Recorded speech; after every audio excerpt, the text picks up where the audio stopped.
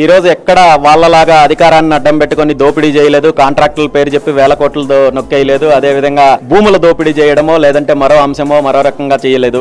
కేవలము BCY party మొదటి నుండి కూడా ప్రజల పక్షాన నిలబడుతోంది.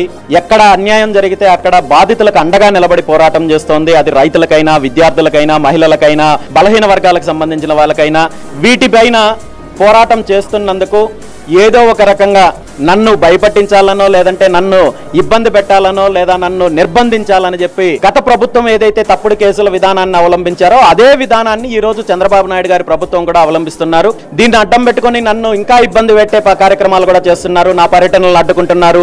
ఈ రోజు అయినప్పటికీ కూడా గౌరవ న్యాయస్థానాలు ఉన్నాయి కాబట్టి ఈ రోజు నాకు న్యాయం జరుగుతుందనే నమ్మకంతో ఈ రోజు ప్రజలకు అండగా నిలబడాలనే ఆలోచనతోటి ఈ రోజు కార్యక్రమాలు చేస్తున్నాము. ఖచ్చితంగా రాబోయే రోజుల్లో కూడా ఈ రాష్ట్రంలో ఎవరికి అన్యాయం జరిగినా ఈ ప్రభుత్వం ఎలాంటి ప్రజా వ్యతిరేక విధానాలు అమలు చేయాలనే ప్రయత్నం చేసిన బీసీవై పార్టీ రాజీ లేని పోరాటం చేస్తుంది. అందులో ఏమాత్రం అనుమానం లేదు.